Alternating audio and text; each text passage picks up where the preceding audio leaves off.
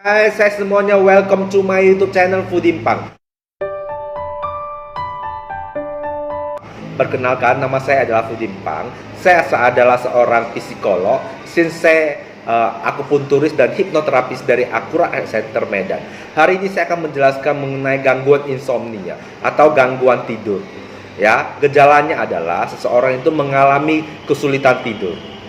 Oke, jadi mau tidur tapi tidak bisa ya.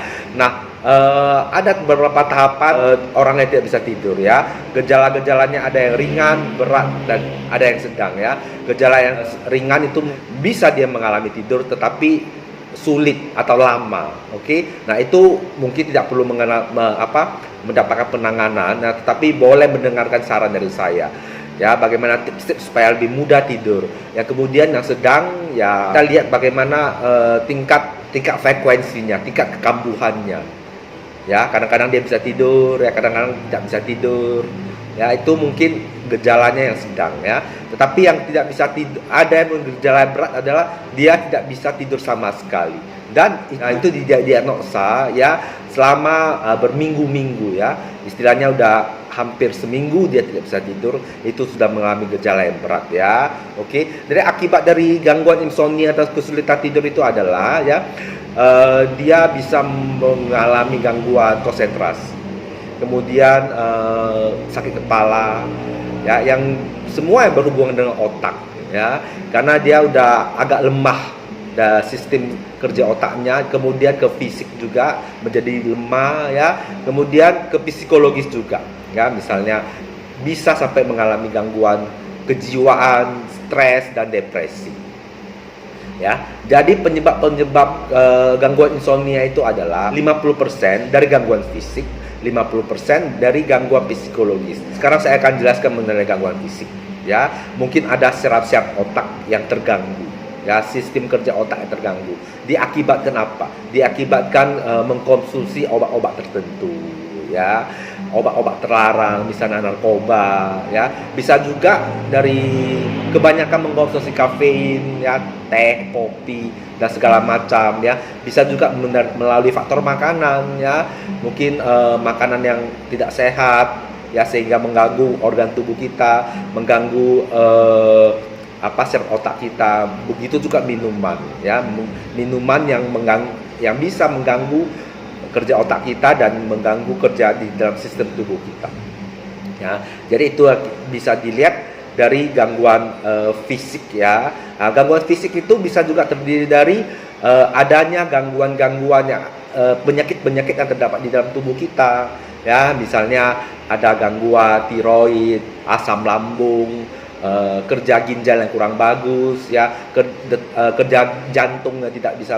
yang kurang baik ya. Bisa juga menyebabkan seseorang tidak bisa tidur ya, tapi bisa tidur juga ya.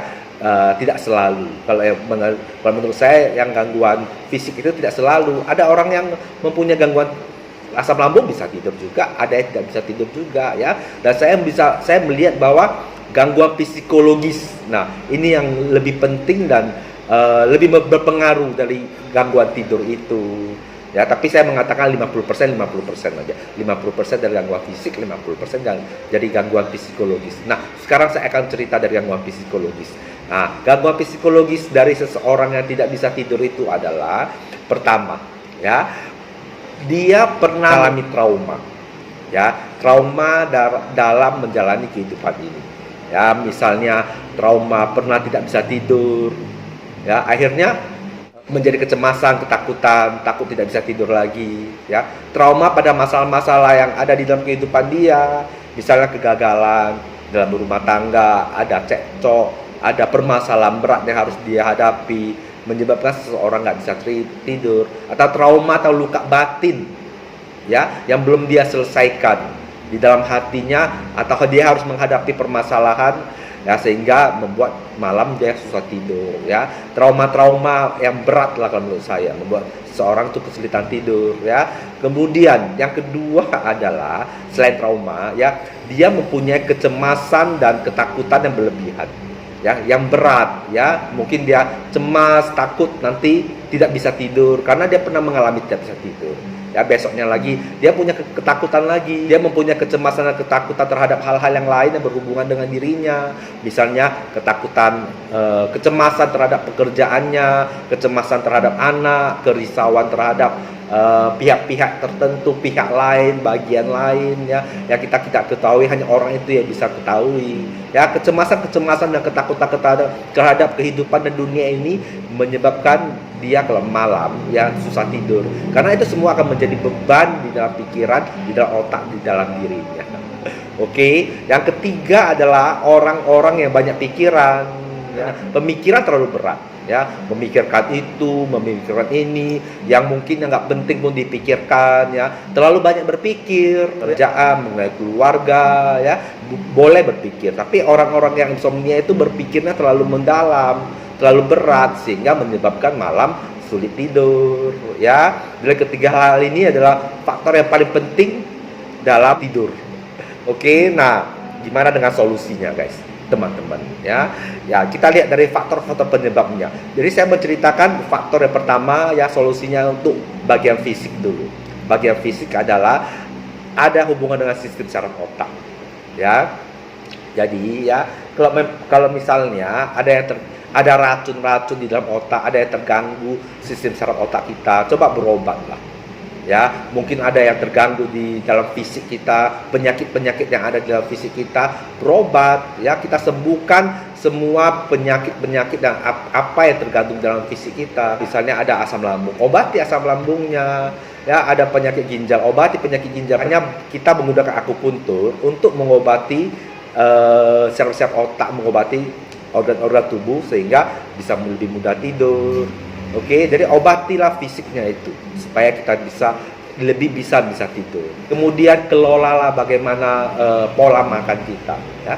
Kurangi atau kalau tidak penting, ya, kurangi makanan atau minuman yang mengandung kafein, misalnya kopi, teh yang mengandung kafein. Makanan-makanan harus dijaga juga, ya, mungkin makannya mengandung asam yang tidak cocok dengan tubuh kita, makanan-makanan yang ganggu sistem saraf otak kita, misalnya santan yang berlemak, berminyak, ya, bisa juga membuat kepala kita menjadi berat, ya, banyak racun di dalam tubuh kita, ya. Jadi itulah, kalau bisa tidur biasanya kebanyakan racun di dalam otak kita.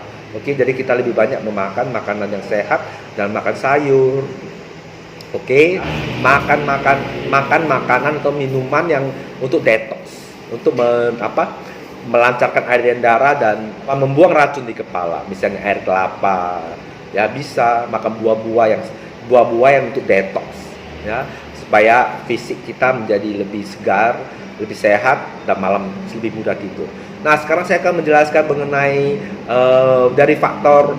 solusi dari faktor psikologis, ya. Yang pertama, orang yang mengalami trauma, ya, dia harus menyembuhkan trauma-trauma yang ada di dalam dirinya. Saya nggak tahu trauma apa, setiap orang berbeda. Ada luka di batin, ya, dia harus sembuhkan dulu. Dia harus berdamai dengan dirinya sendiri, belajar untuk ikhlas, ya. Dia harus belajar untuk mengubur semua kepahitan pada masa lalunya, membuang semua cerita-cerita pada masa lalunya, kembali hidup baru, kembali menatap masa depan, ya, kembali percaya diri lagi, dan tidak memendam semua kesalahan-kesalahan dan cerita pada masa lalunya. Istilahnya menyembuhkan trauma di dalam hatinya dan di dalam dirinya, sehingga dia lebih bersih dan dia lebih sehat dan lebih segar dan lebih mudah tidur, ya. Yang kedua yang perlu disembuhkan adalah, ya, gangguan kecemasan. Dia harus menyembuhkan gangguan kecemasan dan ketakutan yang di dalam dirinya. Dia cemas nggak bisa tidur, cemas terhadap masalah ini, masalah itu, masalah yang banyak, ya. Jadi bagaimana mengobati gangguan kecemasan itu, yaitu dia harus belajar untuk menyerahkan semua kecemasan dan ketakutan kepada Tuhan, ya. Lebih rileks, ya, buang semua kerisauan di dalam dirinya, ya. Misalnya dia cemas nanti nggak bisa tidur, bagaimana 2 jam 3 jam pada malam hari sudah mencemaskan, apakah nanti malam bisa tidur atau tidak, ya. Jadi kita harus menyerahkan kepada Tuhan. Kalau bisa tidur ya udah, nggak bisa tidur ya udah juga, ya, lebih pasrah aja, ya. Kalau Jadi hilang kecemasan di dalam diri kita. Kalau seandainya kita terus mencemasi, bukan tambah bisa tidur, maka tambah berat. Oke, nah kalau bisa tidur ya mungkin itu rezeki. Ya kalau nggak bisa tidur ya mungkin besok akan digantikan dengan tidur. Jadi kita lebih rileks dan lebih tenang. Enggak, tapi ingat, tapi Anda yakin ketika Anda membuang semua kecemasan Anda lebih mudah tidur.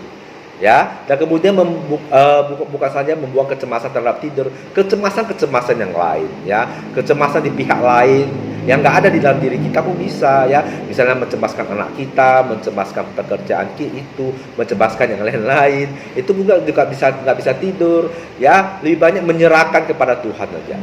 Ya, kalau kita mencemaskan itu, sudahlah kita serahkan kepada Tuhan. Biarkan Tuhan yang mengatur. Karena kita kadang-kadang kita nggak punya tenaga untuk mengatur, ya. Kita hanya bisa berusaha, namun hasilnya Tuhan yang mengatur.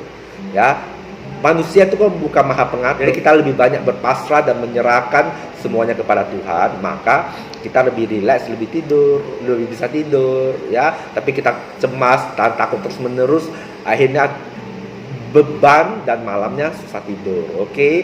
Dan ketiga adalah kita harus belajar supaya jangan banyak pemikiran kita jangan terlalu mendalam terhadap segala sesuatu, ya. Berpikir 1-2 hal yang penting saja, ya. Kita berfokus pada hal-hal yang penting, ya. Mungkin mengenai masalah pekerjaan, tak terlalu berat memikirkan masalah pekerjaan, ya. Boleh berpikir tapi yang dangkal aja, berpikir seadanya. Kalau terlalu berat, ya itu akan menjadi beban juga, ya, terhadap mengalami gangguan kecemasan juga, ya, jadi stres dan depresi juga, ya. Jadi kalau menurut saya kita jangan terlalu banyak berpikir hanya seadanya aja, ya, dan berpikir yang bagus-bagus, yang positif-positif, jangan berpikir berlebihan. Oke, istilahnya jangan banyak berpikir lah, ya, karena itu hanya menyebabkan kita menjadi stres dan tegang di saraf otak kita. Ya, jadi itulah penjelasan saya mengenai solusi gangguan insomnia. Ya, jadi intinya, ya, lebih banyak berpasrah diri kepada Tuhan saja. Ya, belajar lebih banyak ikhlas, lebih banyak menerima keadaan, lebih banyak bisa menerima situasi, lebih banyak menerima kenyataan, lebih banyak belajar untuk menerima takdir. Ya, sehingga kita lebih rileks, lebih tenang, ya, dan belajar untuk bisa melepaskan, ya, jangan terlalu digenggam, jangan terlalu dibelenggu dan terikat, ya. Belajar lebih cuek aja, lebih bisa memaafkan orang lain, memaafkan dan menerima keadaan, maka malam kita bisa tidur, ya, percaya kepada saya. Oke, begitulah ceramah saya mengenai gangguan insomnia. Semoga teman-teman mendapatkan pencerahan dan manfaat dari video saya.